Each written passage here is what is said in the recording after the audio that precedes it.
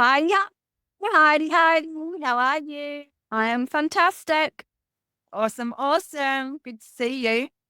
Hey, we're gonna have a conversation, right? So I know you obviously. I've known you for 10 years. We met at a coaching course and we've been great friends since. We've been in each other's lives through ups and downs and being champions of each other and favorite fans of each other, really. I'm really looking forward to this exciting adventure we're both going on, where together we're going to be running this 2025 Thrive Facebook group with other women. And more on that as we go. But initially, let's talk a little bit about you. I know a lot about you, and I want other people to know those exciting things about you. So, I'd like you to share with them like your background and what made you decide to go down coaching line of things, maybe particularly health coaching, because that I know that's a passion of yours and something you're amazing at. So, if you can share a little bit about how that's come about. Yeah, yeah, definitely. My background's all in recruitment. I started my sort of corporate working journey in recruitment. So that was not in internal recruitment for an organization, but a recruitment agency work. So I would work with big companies and I would run recruitment campaigns. That I was the kind of kid that was I was vivacious, I was outgoing, I was adventurous, I had heaps of imagination. And unfortunately, I got trapped in a body that was very sickly. So, right from being very young, I had lots and lots of health conditions. I was constantly having tonsillitis and throat infections, and so I was being given lots of antibiotics. I had gut issues. I got an autoimmune condition when I was 9 years old. They couldn't fix that. It was I was going to get better or I just wasn't. That did turn around. And then as time went on, I was still battling illness constantly. So I was literally coming down with every single virus and infection that was going around. And I probably, yeah, as I got into my teens, it was getting me down. I didn't have the energy. So all that lively, vivacious personality was just being sort of drained with just not feeling great. And that turned into, I had lots of gastric issues, so lots of stomach problems. And then that became chronic fatigue, which turned into depression in my early 20s. And unfortunately, it was at a time when I had the most opportunity ahead of me. I'd moved to Australia and I was being given an amazing career opportunity, and everything was great. I had a partner that I'd met, and everything was super exciting. And all of a sudden, my body shut down and I hit this depression. No choice about it. It just floored me. I had to go back to England. And from that place, I started a journey of discovery and learning about my health. I did return to Australia, so I'm in sunny Brisbane now, but I began working with a psychotherapist and a GP who had become a functional medicine doctor. So just, bigger scope of awareness around what else was available to help me. And between those guys really helped me. So from a psychological perspective, and then from a functional medicine perspective, actually looking at what was actually wrong with me. So looking at proper diagnostics, looking at all my blood work, looking at my neurotransmitters, looking at my gut biology, all that sort of thing. And I became absolutely fascinated with this. So I was still in the recruitment world at this point, and I decided I wanted to study. So I went and studied in Sydney, started a naturopathy course, and soon learned that I was really passionate about nutrition. So as soon as I started learning about the body and how things worked, my whole world opened up, because then I could actually have sovereignty over my health and I could take control because I understood how the body works. Otherwise, it was just this meat suit. I inhabit it. I don't know what happens. I don't know what happens when food goes in. I don't know what happens when oxygen goes in. I don't know anything about how my body works. And as I learned more and more about my body, I just became more and more passionate about it. So back then decided that thought I wanted to be a clinician in nutrition, and just realized that it was an ever expanding, unknowing territory with many different philosophies. And so couldn't pick where I wanted to land with it. And so I just kept learning and learning and learning. I became a personal trainer. So I set up my own personal training, health coaching business back in 2006. I was a single mum, so I needed work that was flexible. And I've been helping people with their health and fitness ever since. Wow. Yeah. Oh, that's amazing. Mm. It's And I can see how that is going to be such a benefit within this Women Thriving Facebook group, you Yeah. know? Yeah. And I've learned a lot from you. So, and I know your passion for it and all your knowledge and skills. So it's going to be amazing in the group. Ah, looking forward to it. So you and I are going to be launching in January 2025. It's not that far away. The 2025 Thrive Facebook group, which is your best self. And what are you most looking forward to that? Yeah. Yeah. How do you Well, I see think it? it comes, this only sort of sprung up for us within the last 3 months because we've been working together so closely over the last 10 years and championing each other in our own journeys. And then I don't even remember the exact point at which that came up, but we kind of was super excited about trying to find a way of bringing women together. And because we were on our own personal journeys and we've got things we want to achieve in 2025. I know you want to make some progress in different aspects of your life, and even, and you're a life coach, there's always room for growth. And same for me, I might have some of the health stuff dialed in, but there's other aspects of my life that I really need to work on. And so we figured, hey, this would be so much more fun, wouldn't it, if we did it with a group of women that all want to do the same thing. The power in the many. And I think you and I support each other so well. And if we could attract a whole group of women, a whole tribe of women on the same train, how much could we all achieve in 2025? And so that's how this Facebook group sprung up. And I just got super excited. What do you think it might look like for people at the end of 2025? I think this is something else I thought about. When you've made some progress in your life and you never actually take the time to reflect. And so wherever you end up as your new normal, I know I do that. So I'm always reaching for the next great, amazing thing. And I don't take time to reflect on how far I've come. I think that at the end of 2025, we'll spend a little bit of time then on the reflection. And I think women, we tend to do that. We're quite humble and we're thinking about other people all the time and we don't take the time to own the wins. And, there's such a need to do that because otherwise you can just get stuck in the what happened and the losses and the challenges and what made it so difficult. And I think that's what people back. So I think what we're going to try and do with your amazing skill set as well there is that we're going to try and flip people forward. We're Yes. flipping out. Yes, we need to acknowledge what happened, where our downfalls are, where the saboteurs are, where the blockages are. Once you've done that, though, you don't need to wallow in it, do you? That's it. And you've flip it forward and you focus on who you want to be and reverse engineer that to where you are now. So that you know the action steps to take, which is really exciting. And then when you get to the end of 2025, you've got the reflection, you've got all the work that you've done, and you've got the tribe of women that can actually help reflect that for you as well. Yeah.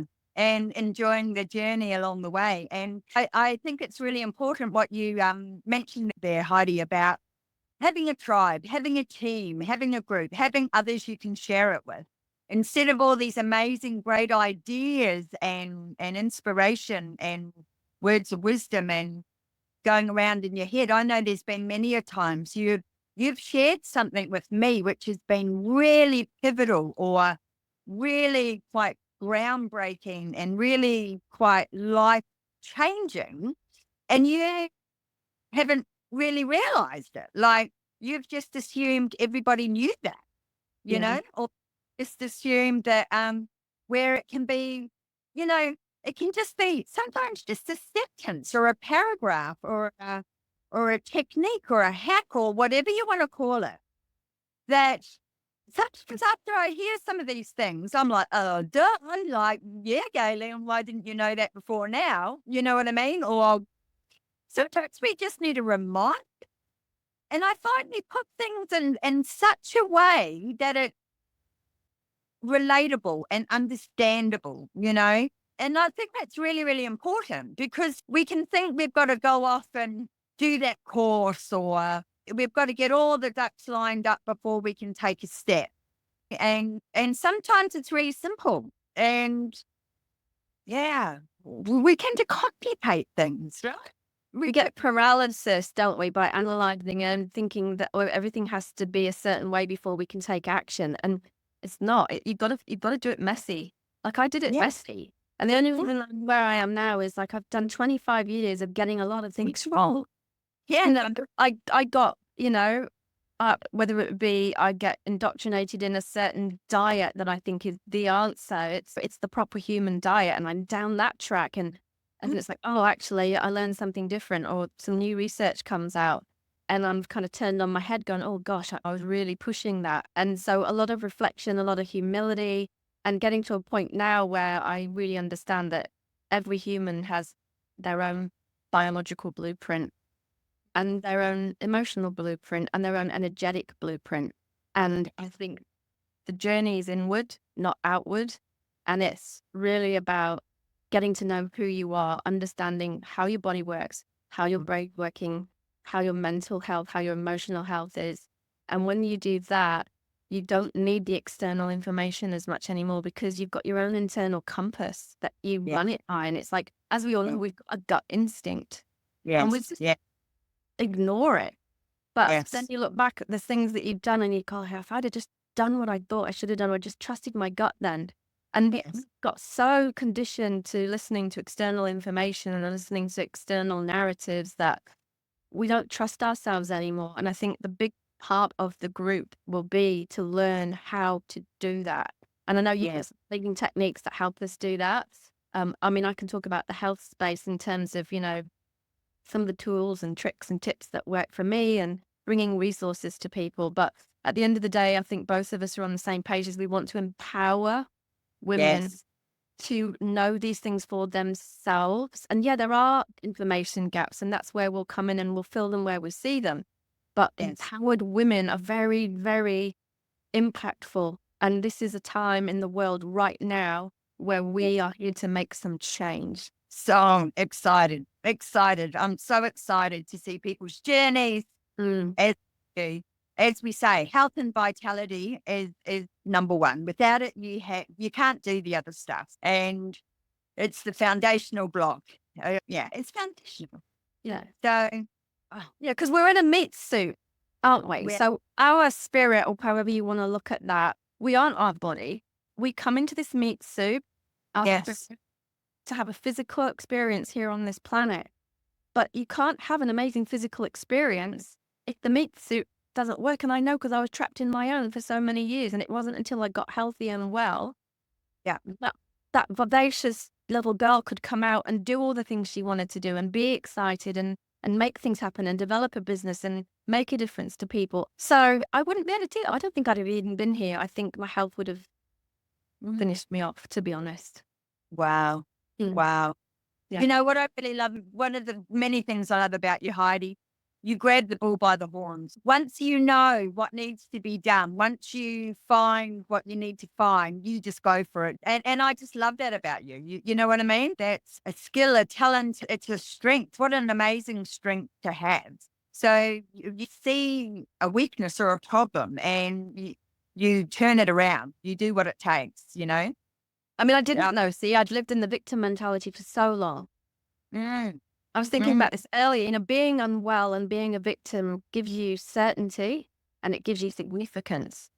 right. Negative, and that might sound weird, but I Mm, was certain that if I'd booked to go somewhere or I had an event coming up, I would be sick. I wasn't trying to. It wasn't something I was trying to do.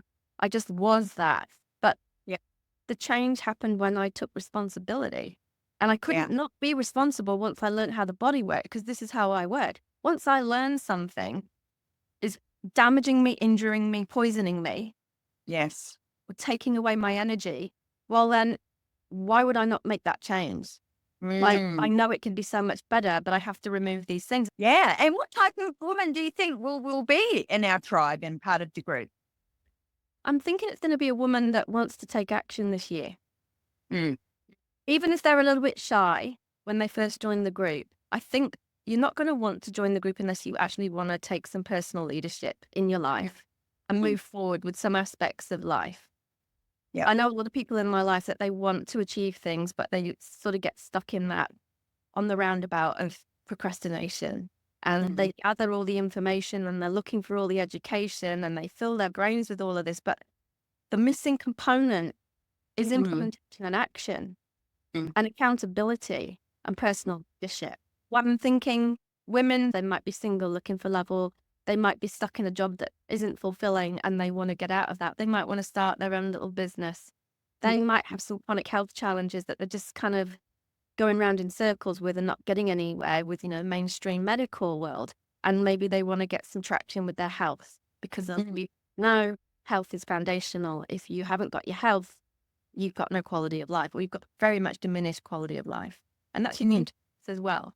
A lot happened in the last 4 or 5 years that, really challenged people. And, times can be hard for people out there at the moment. So I think it's going to be women that are ready to take the step. And like I said, even if they're a little bit shy, they can kind of just pop in and watch the rest of us. And when they're ready, I'm hoping that they'll jump in, and because that's what we want to do, is we want to champion everybody and help you where you're at. Then yeah, it's hard because you're addicted. I was addicted to, gosh, so many things in my life, food, alcohol, um, so many things you get addicted to and you don't really think about it because it's just you're doing things for comfort or you're doing things for dopamine hit. I was a big adrenaline junkie because I had so little energy. I really, really give myself a big boost of dopamine, like that adrenaline seeking type stuff. And not that all promiscuity or drugs or, but it was just having fun. I wanted the most fun I could possibly have. Yeah. And I needed the adrenaline to do it because I just didn't have it. So yeah, it's interesting. Everyone has their own personal journeys, but it's been able to reflect on it. It's taking responsibility. It's like responsibility is being able to respond. It's response able. And so when you know better, do better. And that's why you see me now as that person who takes action, because for some reason I didn't. Yeah. And I didn't know you then, I didn't see that person. So you obviously had a pivotal moment where you decided no more excuses, no more being the victim or wallowing in it. Yeah, and it wasn't a pivotal moment. It was many pivotal moments because each challenge that comes up, and it still happens now. I mean, we only worked on something that I was having a problem with the other day and you cleared it. There's always going to be things that come up, and it's like peeling the onion to becoming your best self. And so you see the challenge, and when you get the awareness around it, rather than going into the victim mentality of it, which it's easy to dip into, to be the victim of whatever it is that's happening to you at that very moment, it's about finding that awareness and being responsible for your action and how you move forward. And I think don't do that. We tend to just react to life rather than being proactive. We do, don't we? But how often do we do that in life? Oh, I want to eat healthy. Oh, I've just eaten a piece of cake. Stuff it, I'll eat the whole cake. I know I've done it myself. I've decided to eat healthy. I had a biscuit.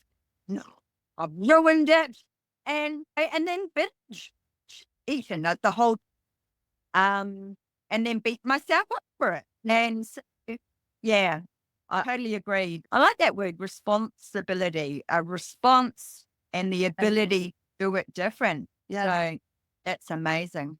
So I know we've got to wrap this up very soon because we're going to run out of time, but what are you most looking forward to?